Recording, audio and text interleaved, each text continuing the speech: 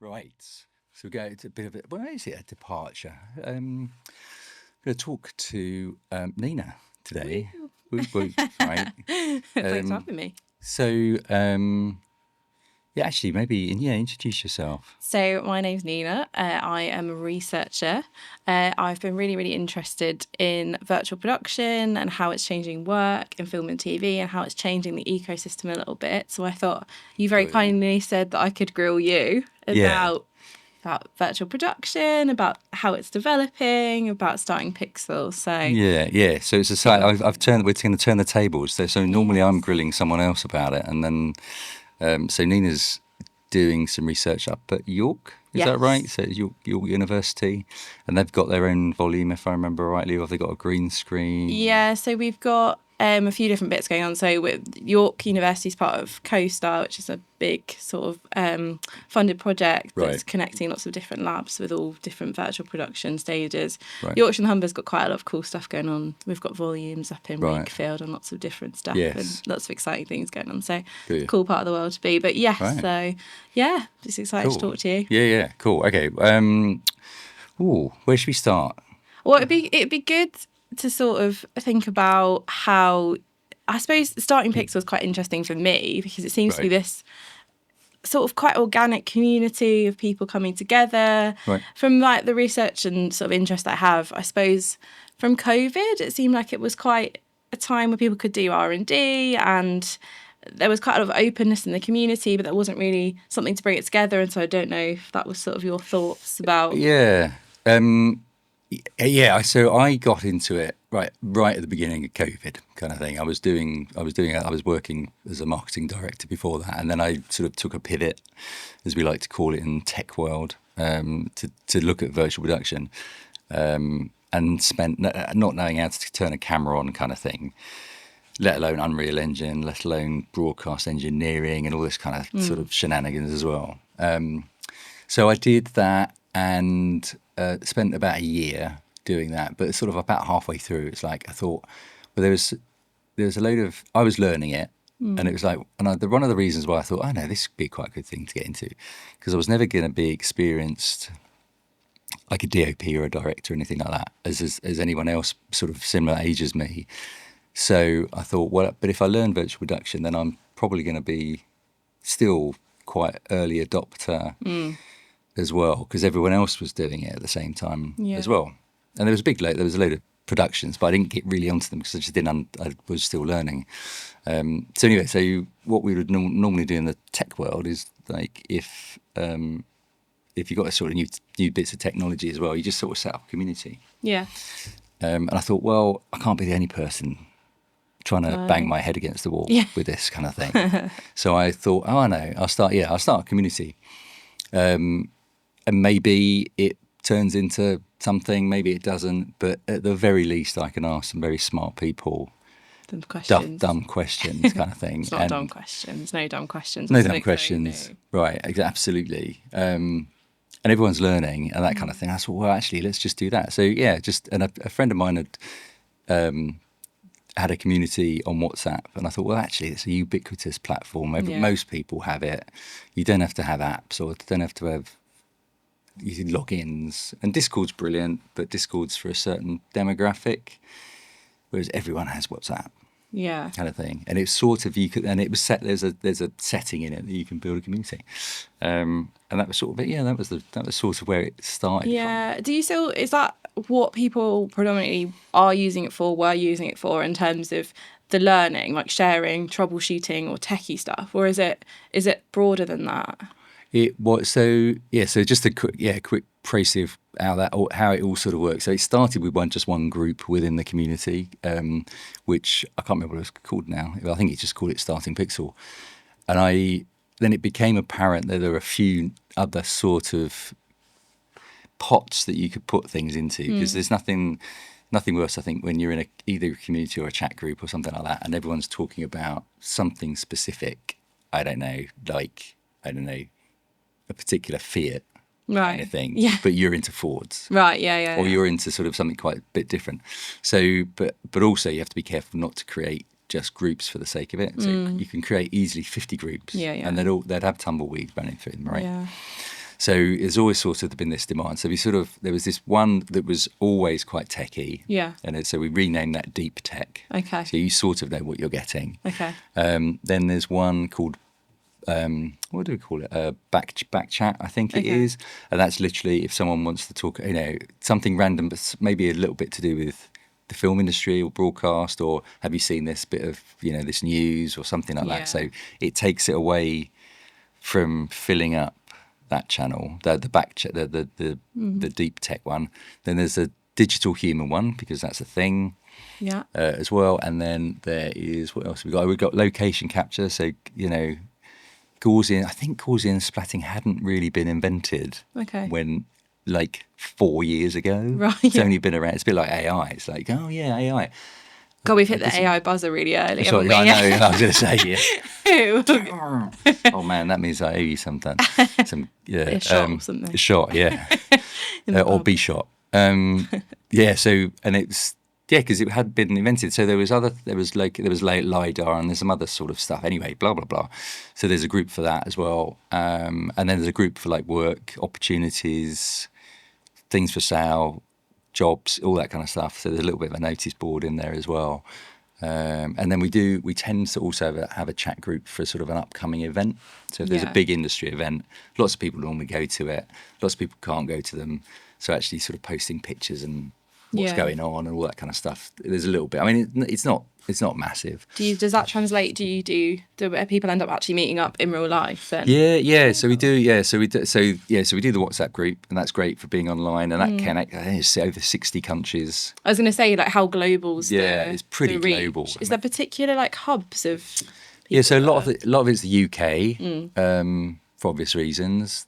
The US as well. It's not as big as the UK, but the US market's pretty big, for obvious reasons as well. And then there's India, there's Thailand, there's the Philippines. I think someone from Nepal's on it. Ecuador, literally Yeah. anyone. global. Lots of, quite a few in Africa, and everywhere really. And there's the vocal minority, like you get in all groups. Yeah. But there's a lot of people also who will look at it and take in the information. How much work's that for you as like an admin to sort of? It's not too bad. I wish I could spend more time doing it actually.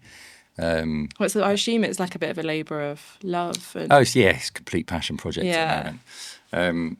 So there's that WhatsApp group, and then so we do meetups at industry events. So we normally set one up at if there's like IBC or NAB, we'll do a virtual production Yeah. sort of meetup.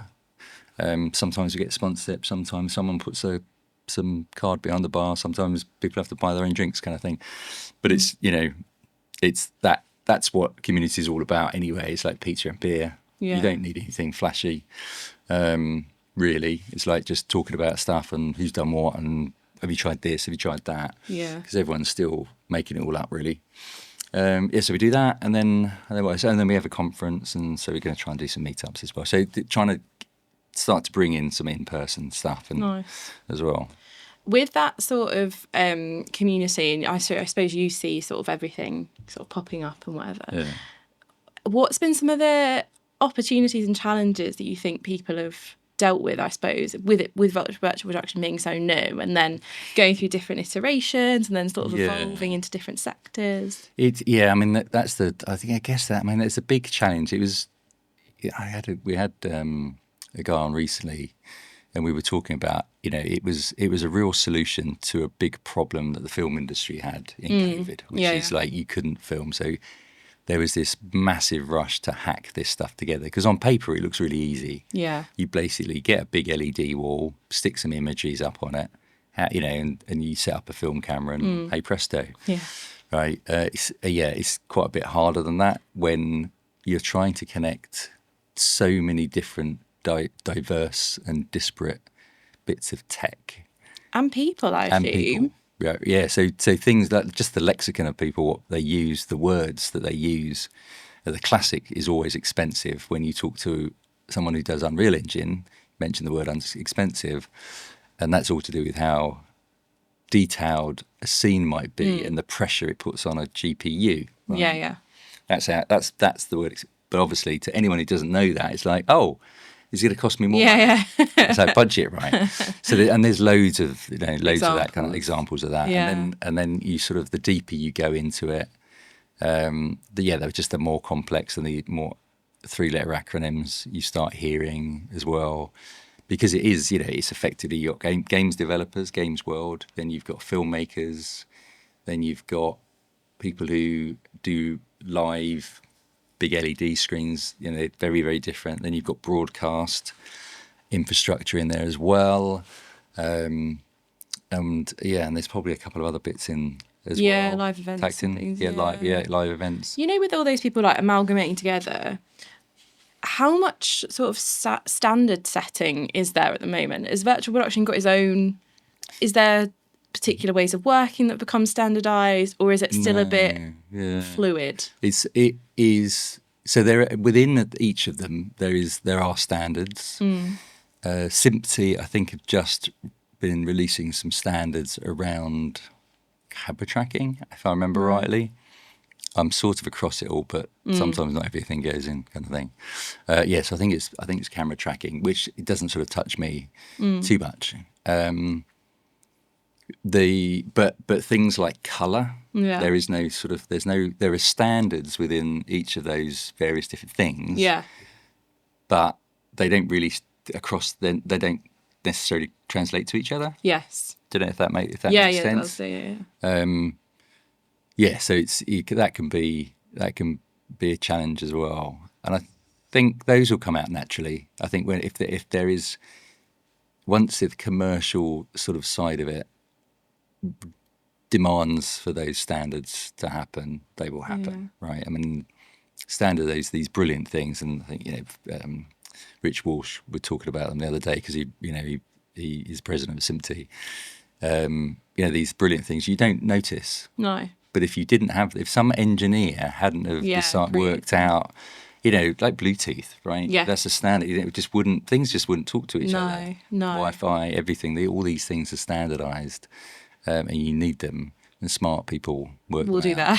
And stuff, right? And then it just works. And that's sort of what you want, right, in the world. You just want it to work. Yeah, exactly. Is that still a big issue? Because I suppose with the convergence of loads of these technologies coming into VP, and you mentioned obviously in COVID everyone was in a bit of a rush to get it all to fix a problem.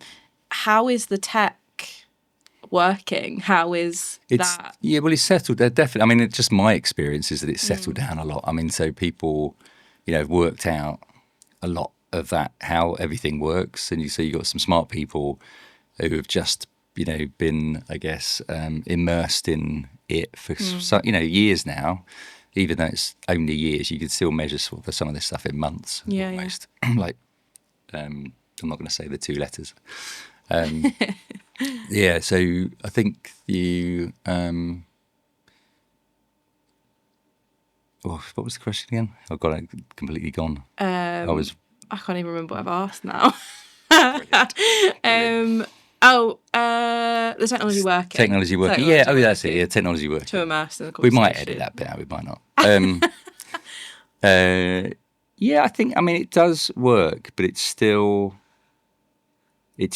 challenging. Bit like humans when they're trying to ask each other questions, have a conversation, and just stalling. I think one of the biggest enemies is the wrong word, but one of the biggest problems is assumption. Yeah. Right. That's the biggest thing. It's like, I assume it's going to be expensive, right? As in cost. Okay. Or assume it's going to work. Or you can assume that you can light certain things in a particular way. Or you can photograph something, or you can move a camera just as you want to move it in the real world. And, and it doesn't work the same way using either an LED wall or a green screen. People, and it's a big challenge, I think, to get that sort of that education around, what the art of the possible, what the technical things that it's really good for, and then the types of things that it's not so good for, like whip panning and all sorts. Whip panning, I think it's whip panning. Things like that. But if you'd planned that shot and then suddenly it doesn't work, it's like, what are we going to do now? Now I think the film world's pretty good at make it up as they go along anyway. Yeah. They'll swap something in and out and work it out as they go, because that's the nature of the beast. But I think that's probably the biggest challenge. How many people do you think are in the industry? Like how big is virtual production? Because it comes as like, it was before the AI buzz. I think it had a lot of buzz around it, but there's not a lot of quantification about how big it is, how many people are working in it. Yeah. What do you think? Yeah, that's a really good question. I mean, so there are 1,200 people in the group. So I know 1,200 people know it. So it's probably more Throw than a great that. party, I can imagine, if you get all them. Exactly. 1,200 people. So I mean, you could probably put your finger in the air with the easiest way of probably working it out would be to just see how many LED stages there are and then attach 5 people Okay. to that, each one as an average, and then add another 20% to 50% of people who service it, as in the Unreal technologists, the VAD department, the virtual art department.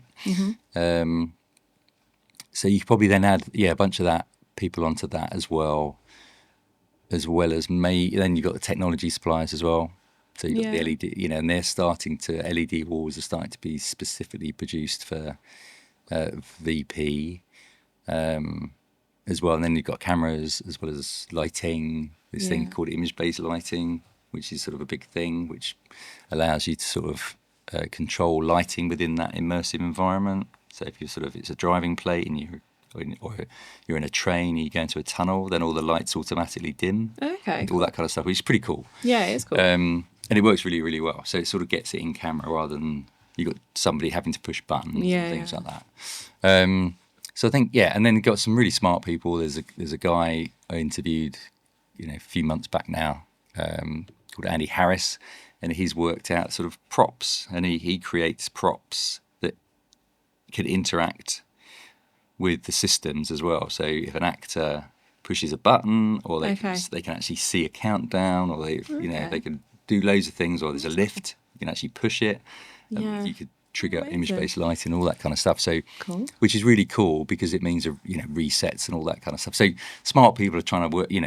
Little things are coming up that they're going, oh, I can do that. Oh, yeah, I can do that. Yeah. I can do that with that. Break it in good ways, in cool ways. Kind of thing. Yeah, it's like innovation kind of stuff, right? It's like pretty cool. So so I think I mean, it's a long answer to a short question. I think it's getting there. It's definitely getting there, but I think it's still really. I mean, it's still early days as well, right? This stuff.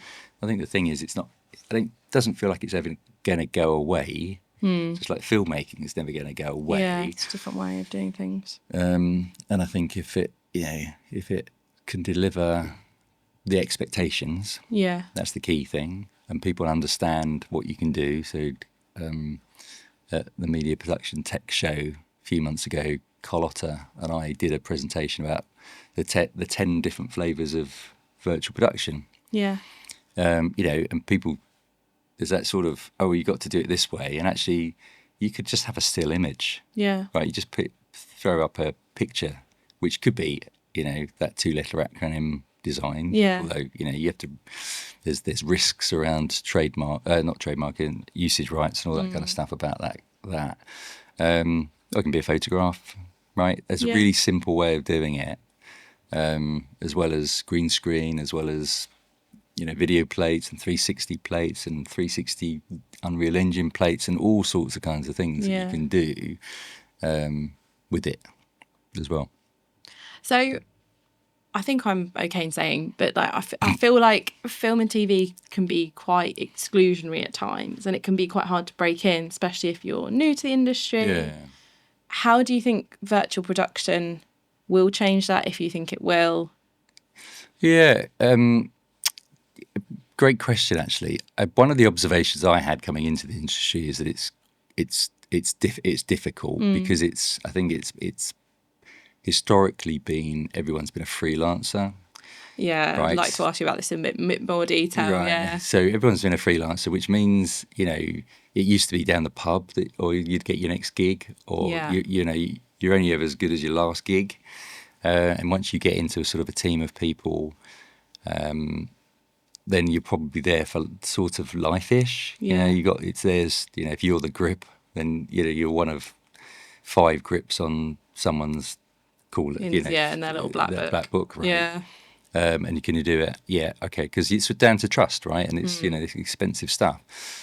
And I think, you know, it's been historically very male dominated, and you'd have things like father and son handing down, you know, do you want to come back, do this Yeah. for a living? Oh, yeah, that sounds brilliant because you've had a laugh doing it. Mm. You get to travel, all that kind of stuff. So a lot of, and this is assumptive as well. I think one of the observations I made with virtual production is that actually when you walk into a room that's to do with VP, there is a very diverse, you know, people in there. Now, it's still probably male dominated, but it's not. There's not 1 or 2 women or Yeah. 1 or 2 people of colour. There's quite a lot of people of colour. Why do you think that's so different? I think it's just because it's new, and I think it's so, you know, there's lots of women looking and people of colour who are into gaming and game design, so there's that sort of side of it as well.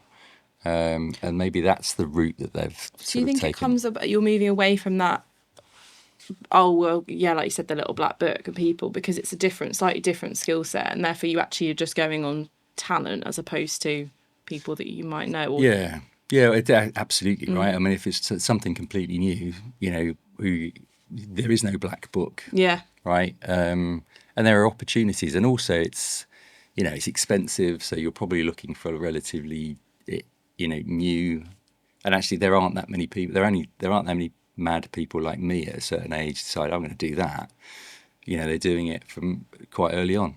And everyone's, you know, in the sort of film industries, everyone's very passionate about it as well. So I think, I think it's just a bit more of an open door, maybe. yeah. How have you found that? You were saying like you're one of a few people that is sort of not retrained, but you've sort of opened and embraced this new tech. Yeah. Do you think there's still some resistance to that? And how much of what you do is like a bit of an education piece, I suppose, around? Yeah. Well, I mean, it was all an education piece not that long ago. That's for sure. I think there's still a huge amount to do, but there's less of that as Yeah. well. And people got burnt. It didn't work as they'd assumed it was going to do, or they'd been sold a dream by someone who didn't really know. And it always happens with new technology, that kind of thing. You know, this is going to change everything. Do you want to buy? How much do you want to buy? Kind of thing. So I think there's a lot of that going on as well. And maybe, you know, when they've set up stages, they've looked at through a diversity lens, maybe, rather than historic stuff. Because maybe just because that's what, you know, when you started looking for people who are into VP or wanted to get into VP, there was a bit just more diversity out there. How about in terms of like geographic location? Because there's all this buzz, isn't there, about remote workflows. You can work in the cloud. You can be anywhere. Yeah. How important is location still, as in like where your studio is or things like that? Do you still think that plays a role? No, my gut feel is that it probably doesn't so much. And it's anecdotally kind of thing. It's very price sensitive. Yeah. At the moment. So there's a lot of volumes that are a cheaper day rate, you know, around Europe. You know, you can imagine in Asia, it's probably, you know, the day rate, because just the rates of people are going to be less as well. So I think it's, you know, people will fly from the US to the UK. They'll fly a crew over kind of thing. The same thing, they'll fly the crew from the UK to, you know, somewhere in maybe into Bulgaria. But the Bulgarians are really, really good as well. They're smart people, right? So they're learning as well. So there's, you know, then there's that trust thing. So I think it's just one of those price sensitivity things, and possibly availability as well, maybe. You know, while there are, again, assuming there are stages around that aren't at full capacity, if you want to shoot something on a particular day, you've still got to find a studio that has capacity on that particular day as well. Yeah. And it's a niche product, right? It's not like it's not as if every film studio has got an LED No. or green screen VP set up as well. How much do you think it's going to diversify, I suppose, away from film and TV? So I know it's used for advertising, isn't it? Like, how much other creative industries do you think are going to adopt the tech? Well, I think yeah. So, my gut feel's always been actually because of the art of the possible is that it's a very creative solution, can be used creatively and very abstractly as well. Things like advertising could really benefit, and I think they do already. I mean, a lot of car adverts use it because they get the reflections, which is absolutely brilliant. I mean, they spend an awful lot of money post production. Yeah. And a lot of car ads now also aren't filmed with the car. They're filmed, it's all CGI as well, right? So they might drive some sort of skeleton around, but with trackers on it, they'll then just use some sort of computer generated car on top of it. So I think there's huge amount of that opportunity. The challenge is that what is advertising as well, and what's that market looking like? Because TV advertising isn't a cash cow at all. There isn't that much of it. You might get the Procter and Gamble's still making TV adverts for their brands. Car, then lots of perfume, but it's sort of not the advertising sort of space that we all watched anymore. But then YouTube will pick up that slack, I imagine. But it's a different type of ad as well. There. Yeah. What about? So this is my nice segue, my seamless segue into what about podcasting? Oh, podcasting. Well, only a mad person would do that. Well, right? I know. Only a Tell mad me person about would it. do that. Well, I think so. Other formats can benefit, and things like is a Zoom call when you've got like the blurry background, or you replace the background. Yeah. Does that fit into the virtual production? I guess Venn diagram kind of thing, right? Yeah. It's like, is it real? No. Oh, okay. Is there some computer generated? So you could sort of fit that in. So things like podcasting. So we're in a podcast studio, sort of VP here. But I'm sure there's other formats as well. I'm sure that will either be made or developed because of the availability and the accessibility of the tech. Even a few years ago, you would have never been able to. There would have been made no financial sense to do a podcast studio using VP. Absolutely, because cameras were expensive, and the hardware keys were expensive. The software keys weren't particularly good, and those typically just get cheaper, easier, and faster. All of that kind of stuff. So, recently the cameras are so much cheaper and good, and they're very good quality. Yeah. So the other stuff as well. So it sort of just makes accessibility to the tech more just doable, right? So so the price of the podcasting isn't going to triple if you want to use this tech, which is a tough sell, right? And I think there'll be other formats come from it, right? It's like a podcast is named after the iPod, which doesn't exist anymore. And then we're talking about filming them anyway. So, it's still going to be called a podcast, but actually what is that format anymore? Because there's a lot more video. Yeah, for sure. I want to just go back, if that's all right. Sorry, I'm jumping around a little bit. But I'm really interested in the whole freelance nature, because film and TV obviously seems to be driven by a freelance model. Yeah. Is that the same in virtual production? No, not so much. I think, yes and no, right? A lot of stages will have their own crew, and those will either be full-time employees or they're going to be freelance crew.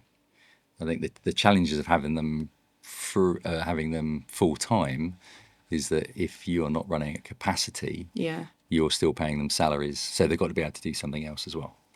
If they are freelancers and they're not making the money, they're going to go and do something else as well. And then their availability is real challenged. And then suddenly you've got to shoot and you're trying to find a couple of people who know how to do something. And it's one of these things that and you find this in the group as well, it's like so quickly evolving that actually, unless you're on top of the latest, Unreal Engine, the plugins, the latest cameras, whether or not you've got you rolling shutters or global shutters or this, that, all of these kinds of things, unless you know, it's an incredibly hard thing to teach people as well. Right? You could go on a year's course kind of thing to learn everything, and by the time you'd finish that year's course, the Something else new. first term, semester. Yeah. It's like old. Yeah. And you've never set foot on a set, which is in itself it's a sort of a daunting thing when everyone's looking at you because the thing's flickering. Yeah. Or something's not quite, and you're like going, oh, I don't know. Yeah. No, it is a difficult one, isn't it? How much time do you think you've invested? Oh God, well, I totted it up. I totted it up about 2 years ago or a year ago, and I was at 8,000 hours. Wow. I think because of COVID, it allowed me to get into the studio at like 7 o'clock in the morning, and I wouldn't leave until 9. Wow. And I did that for Just trial and erroring, breaking stuff, and absolutely, it fixing never it. worked. Yeah, absolutely. Wow. Absolutely. So, and I had it wasn't. It was a full-on. We had a 3-camera motion tracking system, which is mad in itself to sort of understand, let alone, understanding the plugins and what Unreal. And Unreal was pretty dodgy for virtual production at that time. It was 4.226, and it's 5.6 now. Okay. So that's 5 years of sort of development, and it all looks similar, but also is quite different. And then, and they'll come out with something that you've been banging your head against the wall to try and fix. Yeah. And it's like you've having to hack it or get someone to write blueprints, and then suddenly they bring out a new version. It's just fixed. Yeah. Without any warning, kind of thing. Yeah. I think they're getting better at that. Actually, they sort of do roadmaps of what they're doing in the next one, so you have a bit of an idea. But still, and they do a fantastic job. I mean, absolutely. What was the question again? Just like how much, so training, I suppose. Oh, And how I suppose that was very hands-on then in terms of literally just playing around and just doing cool shit. Doing it. Yeah. And which is really, that's not easy because No. I was just lucky in as much as I had the access to this studio for 2 years. Yeah. With the odd, we did the odd film shoot to test it as well and fail.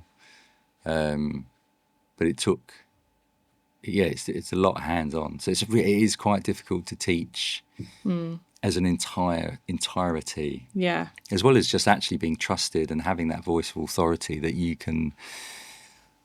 then on set people trust you to make the right judgments. And how long is it going to be? Is it going to be 5 minutes or half a day? Yeah. Right? And sometimes it's pretty hideous. Yeah. How do you deal with that pressure? Well, that's a good question, actually. I mean, if it's all been there are 3 rules of EP. I mean, actually, there are more than that. Like lighting. Because if you haven't got the lighting right, it doesn't look right. But the other one is just preparation, and it's front loaded. And if you have that prep, it is such a joyful experience. It really is, because everything works. Not only does it work, but you've been able to set it up in a way to make it work really well. Yeah, I suppose. And what I mean by that is that sometimes you might have some systems that you could push buttons and reset cameras to different places. So we did shots before where you push a button and then suddenly the whole shot and location changes at an instant. Wow. And you were in an apartment with one camera angle, you push a button, then suddenly you're in a forest. Amazing. And it literally goes instantly. And then there's, hair and makeup are, an hour behind, kind of thing. So understanding and having that time to be able to make it so efficient. But then you have to have the buy-in, don't you, I suppose, for people to understand that you're sort of front-loading budgets and time into that sort of pre-production. Yeah. to Yeah, facilitate that. and people sort of need to know it, need Yeah. to understand what that is, and getting it wrong then gives people sort of the wrong assumption as well around Yeah. that, which is a bit of a trouble, a bit of a problem. Have you seen it sort of shift away then from location shooting, and how's the reaction to that been? Because I know that that's sometimes one of the best loved bits of the job. Well, I'm not sure, but yeah, absolutely, people love shooting on locale. That's why they got into it, right? So my experience of my life experience is that it's budget will decide. Yeah. It's not if it is a creative choice, you need to make compromises, Yeah. kind of stuff. So if you have the budget to shoot in Bulgaria because it has a certain amount of light, or there's the mountains are exactly how the director sort of and the creatives really see it, and you've got the budget to do that, and absolutely you're going to make those choices. Yeah. The challenge is that if the budgets just aren't there, that you're limited about how you're going to tell that story. So whether or not you'd end up filming something and pretending it's Victorian London, whereas actually it's in Estonia. Yeah. Right, because it's just Yeah. cheaper to film there, and it's the same with that choice between using a VP stage, or shooting at location. Sometimes it makes absolute sense to do it location wise, right? You can't do everything. It is not a fix for absolutely everything. But what it can do, one of the interesting things actually, if you sort of know creatively what's possible with it, then you can build that into the process, or you can build that into the story really early on, and then really lean into it. When it becomes a bit of a challenge is, we've got all the scripts written, we've done all the shot lists, we've done all of that kind of stuff. An Are we going afterthought. if it's an afterthought about, okay, where are we going to film these things? Okay, well, we can afford one location shoot, and the rest of it's going to have to do it in a volume. And then the quality or the expectations, again, don't match what the director's vision has been. And then that becomes a bit of a challenge, Yeah. But if you know that you can film, and it's an easy thing to say, and people say it a lot. You can film on a spacecraft in the morning and I don't know, in a desert in the afternoon. Yeah. All of that kind of thing absolutely is possible, but there are compromises. Yeah. Really, I mean, that's the thing. Yeah, for sure. Obviously, you've had your sort of build this community over the last sort of 5 years. Are you seeing other communities sort of around VP spring up? Is there particular VP communities for people of colour or women to sort of, I suppose, build a bit of a mentoring network, or a bit more of a community that's... Yeah, so there's one in the UK called Women in VP, which is great, and I go along as sort of because they're not exclusive. No. They let me. Good allyship, always welcome. Absolutely right, and it's just a safe place, right? I completely get that. I come from an industry, tech industry that completely buys into safe spaces for people and understanding how they operate, and it needs to be welcoming and all those kinds of things.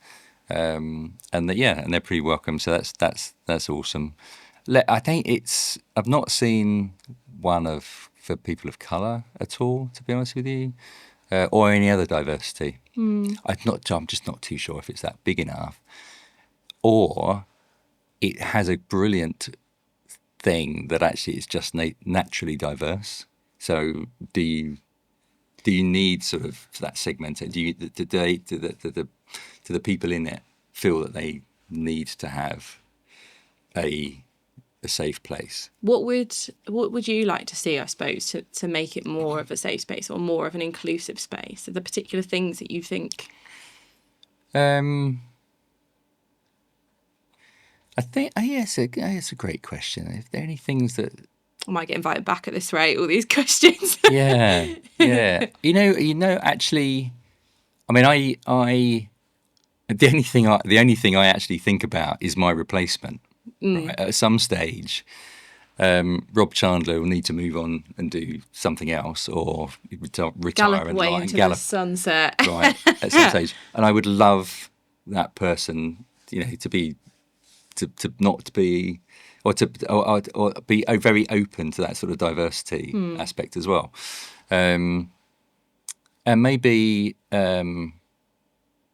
it's a great diverse industry. You know, you do see senior women and see senior people of colour. There are a lot of men on the group for sure, but there's an awful lot of women and an awful lot of people of colour as well, because it is incredibly diverse. I think by the nature of, you know, how creeds and tribes work, you get vocal minorities. So I think those types of things perhaps pop up organically anyway. But to answer your question, what I'd like to see, that's probably just that. Just replace me with someone cooler. Okay. Heard it here first, Kind of everyone. thing, Yeah, right? That could be you. Yeah, absolutely. Yeah, totally. In actual fact, I mean that would be great. I think having some people supporting the group administratively wise, maybe, because it's just me at the moment, so it's 100% white and 100% male and 100% middle-aged. It'd be great to get some diversity in the sort of the admin side of things, you know, whether that's just in the group or organising things. Yeah. To be honest with you, I suppose through that, then you understand a bit more about the lived experiences of people, and therefore maybe where there are gaps that you, as a white middle-aged man, maybe not unable to see or. Yeah, absolutely. Because I think, you know, one of the lessons of life, and in my previous lives as well, if you don't expose yourself to that's probably the wrong phrase, right? If you don't expose yourself to other people's opinions, and those opinions from a diverse background, then you're never going to know what you don't. You don't know what you don't know, right? Yeah, and that's the thing. Now I try and really put myself in the place of other people, and So understanding a bit more of that'd be brilliant. You know, we are thinking about doing. It's quite funny actually. So we're sort of kicking off very, very early stages about kicking off like an industry body. Okay, cool. Right, for virtual production, and I sort of pointed out that the three initial people who sort of kicking it off, all white men. Right. Yeah. Middle-aged white men. Now that is because there is a certain type of individual who is, you know, pushes forward and no, we've got to do this. I see the gap. We've got to do it. But we all three of us also know that absolutely we're at the maximum probably, and we're going to need some for the right reasons. But absolutely, because if we didn't do that, and it's like one of the points I think I made on one of our kickoff calls was, if we don't, we're not going to know what we don't know. No. We're going to create an industry body in our own vision, right? Yeah. And actually, it's not about that, and they all know that. Yeah, which is also great. It wasn't. There was no eye rolling or anything like that, which is good. So that'd be great. That would be brilliant as well. Actually, if we can attract some really, really great talent into that. How do you see that talent pipeline sort of emerging in VP? Where are people? Is it more traditional education, or people who are retraining? Where do you see that talent pipeline coming from? There's a question. I think. Sorry, I'm hitting you with so many hard questions. No, I don't think I think it's just hard because of the general industry, right? So virtual production is a niche within it, right? And there's lots of niches within filmmaking. Now we've sort of talked about that it's not just about filmmaking. There's broadcast and even podcasts and all sorts of things that make it up. So there are niches within the niche. So there's that sort of there's that brilliantness of people who have left university who have this sort of brilliant wide-eyed approach to I fancy doing that, or I fancy doing this, or that, all that kind of stuff. But there is an overall challenge about this pressure that filmmaking is under, budgetary as well as TV. I think there's a big elephant in the room that everyone's sort of really, really shy about, which is that it's absolutely challenging, and it's not suddenly going to turn around. That's my sort of observation. Now, I might be wrong. I hope I'm, maybe I'm hoping I'm wrong.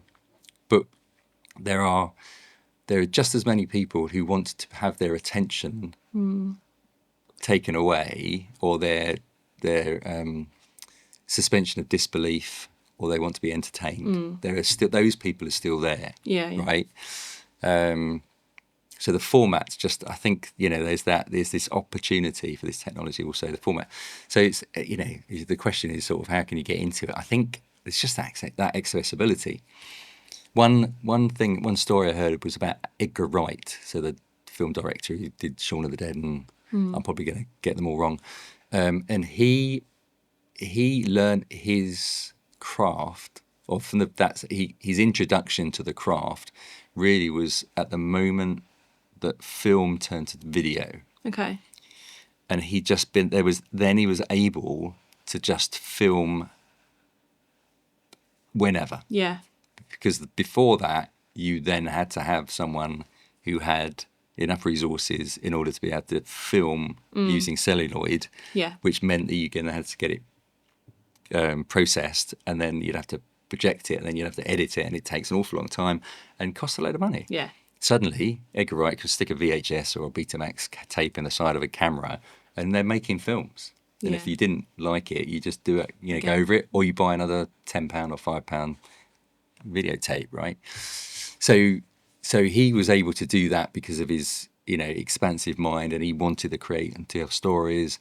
So I think, to answer your question, it's like, what can I do with this thing? Is it an iPhone, or is it a Blackmagic 4K Mini, which is sort of what we're filming on here? It's like they're just slightly bigger than an old GoPros. Yeah, I mean, they're not huge things. No. And you can put micro 2/3 lenses on them. The computers all work, and it's accessible at a relatively low cost as well.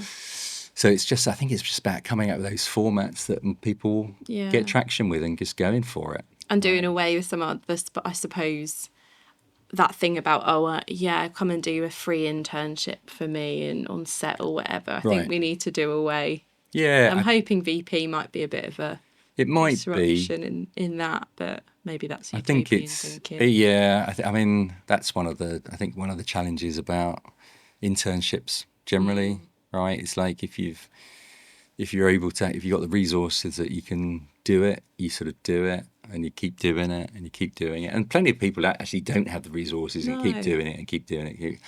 And it takes years. It takes 5 or 10 something. But it's in a but also it's on this contracting market when you. So trying to get it's tough. Yeah, it's tough. So the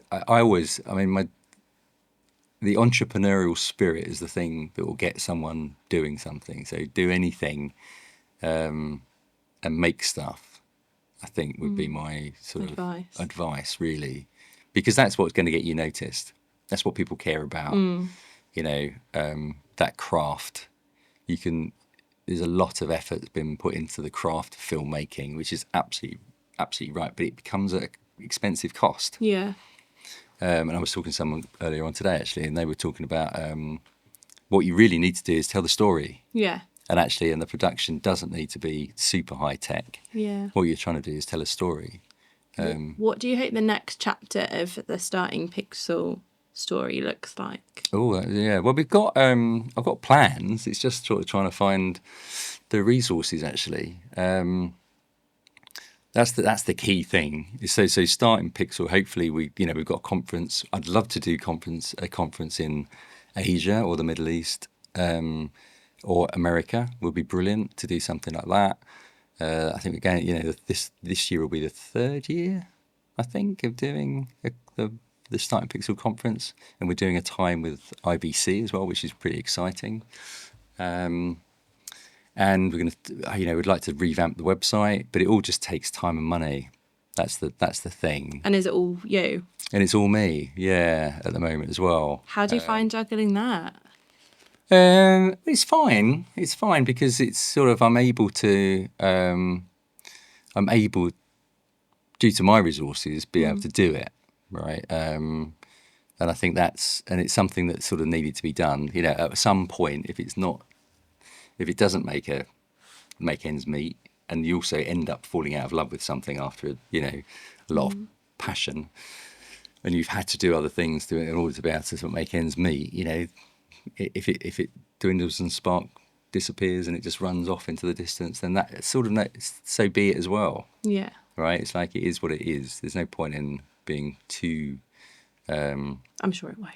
I'm sure it won't. Well, you never know. I mean, never say never, right? I mean, who knows? Yeah. But I think it's, as I'm going to say the AI thing. Oh yeah, I was gonna unfortunately come onto that as a question, but yeah.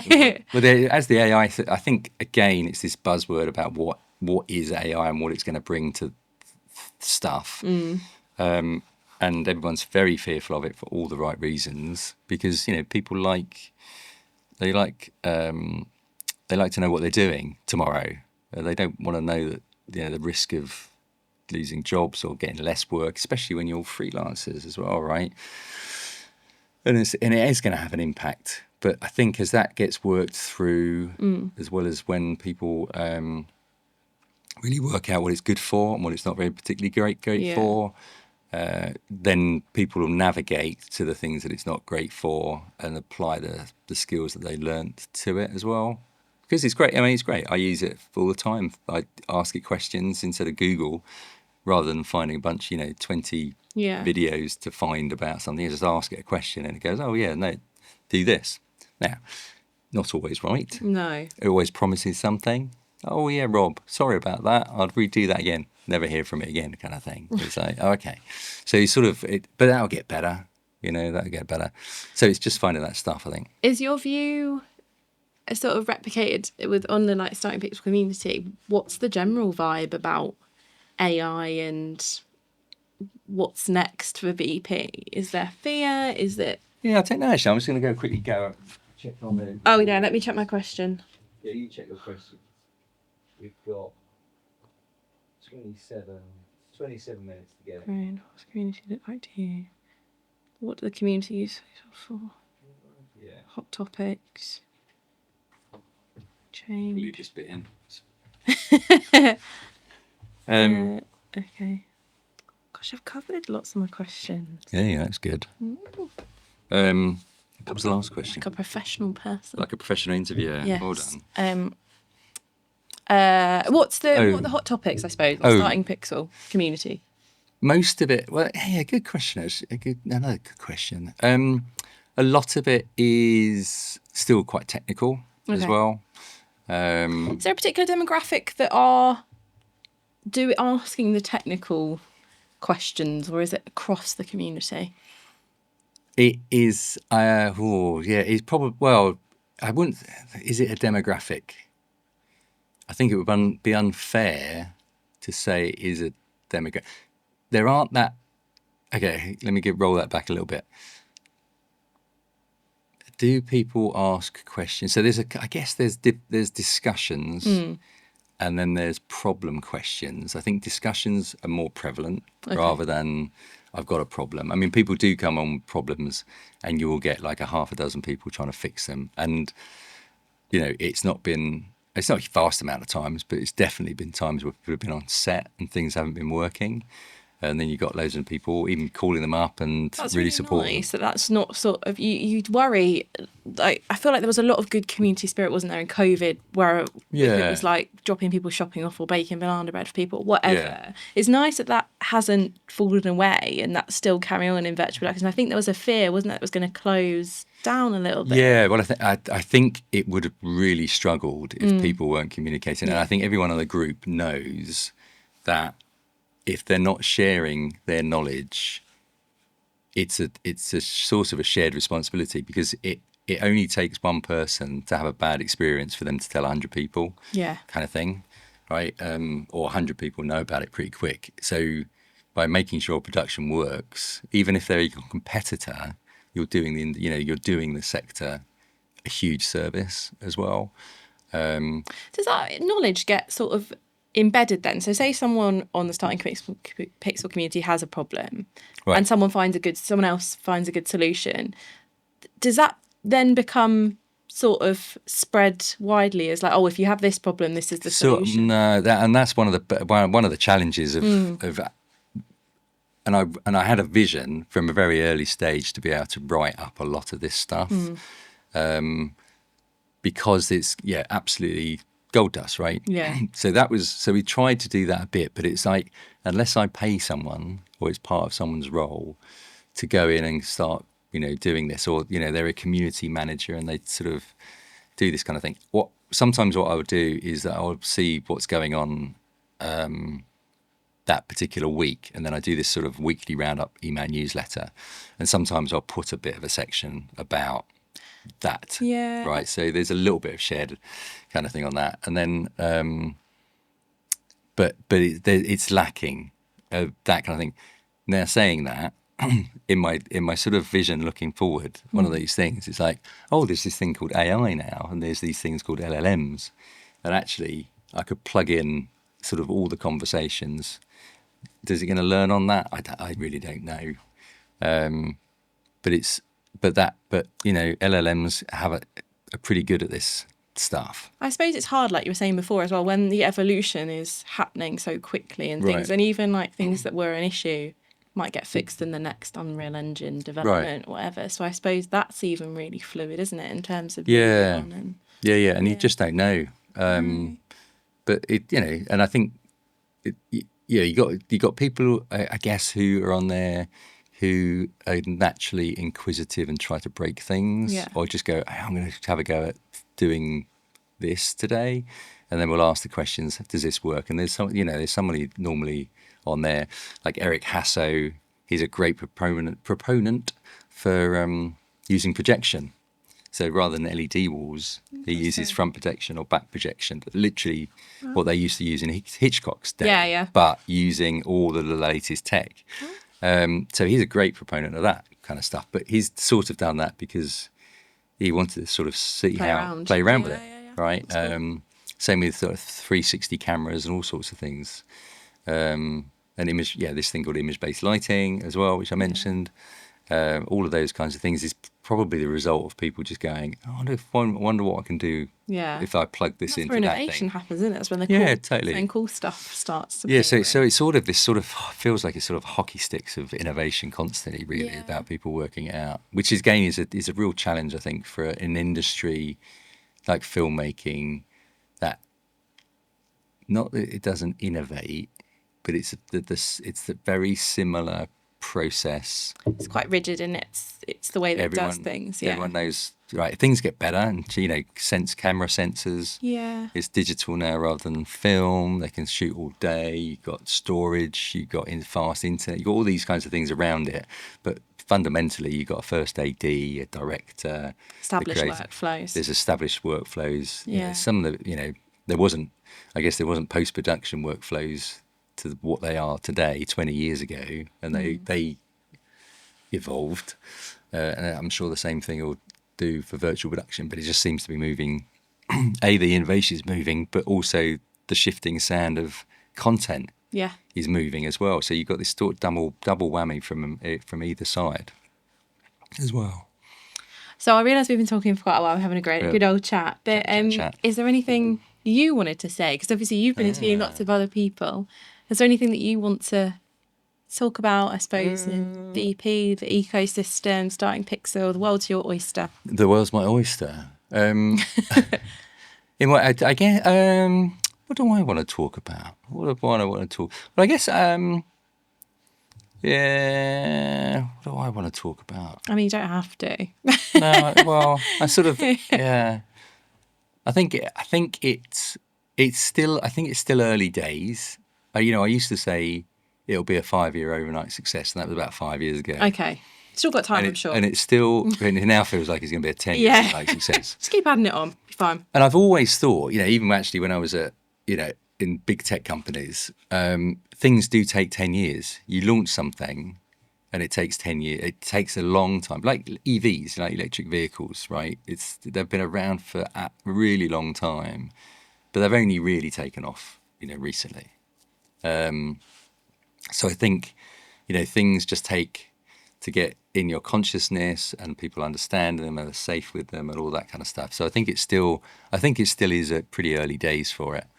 And, naturally the tech will start to develop to make it less of a hack, and you will get virtual production ready cameras. Sony's brought motion capture, camera tracking integrated or as a bolt-on to their systems now as well, and that will develop. I've seen it loads and loads of times where you bring out these little innovations and then they start to get momentum. All of these companies work on an annual cycle of development as well. Right. So they, and their development cycles are longer than a year, but it's normally, it's a calendary thing because they have to do the results and release of budgets and all these things. Makes sense. It's like what projects what we're developing this year. Yeah. And then we'll do it that way. So it takes time. Yeah. For any of these big companies to go, okay, what we're developing in 5 years' time. I mean, they didn't know VP was going to be a thing. No. Until it happened. No. And then even now, that's 5 years of development, even standing still for an LED wall, right? Yeah. They didn't know they were going to do this matrix, the problem with mores and all that kind of stuff. So I think that will just, it will become a thing as well. And it would be great. I'd love to get some resources into Starting Pixel so we can do some education on that really simple level. Because no one really does that. Because everyone's still trying to sell, I think, the big dream. Because there's a level of financial security around that. If you can get, £60,000 a day for a big LED wall, you're going to sell it, right? Yeah. But if you could get 10 times more shooting days on a smaller volume, what one would you sort of take as well? I think there's those challenges as well. So is Starting Pixel, I don't know, in case anyone's watching, is Starting Pixel open for sort of collaboration, sponsorship? Look at my big sales pitch. No, always. And a lot of companies have, and technology providers sponsored last year's as well. It's just that rhythm, there's the ability to be able to do it on an annual basis kind of thing, but that money, it pays for it. The event pays for itself. There is no profit really in it. Yeah. It's not going to pay for a salary for either me or two people. Yeah. That's for sure at this stage until it's, and then it becomes a very different beast and it stops being community. Yes. It starts being commercial, which is fine. And then sometimes you get to that chasm where you have to decide to do it. But it's definitely it's still very much community at the moment because the people who go and are willing to spend a lot of money going to Cannes, whether or not that's for Cannes Lions, the creative thing, or for film, they spend a lot of money to go there because they see value in it. Yeah. They won't see value in going to a virtual production event quite yet because there's a belief that it's not creative. Right. Or not for creatives, it's for technologists. Okay. Which is the irony is that technologists fix the stuff or make it work. Yeah. But actually it is an incredibly creative tool. Yeah. No, it really is. I mean, it's mind-blowingly so. Fab. Some more questions. Yeah, brilliant. Thank you. No, well, thank you. It's been really insightful. I've learnt loads. Thanks very much. Have you? Yeah. Brilliant.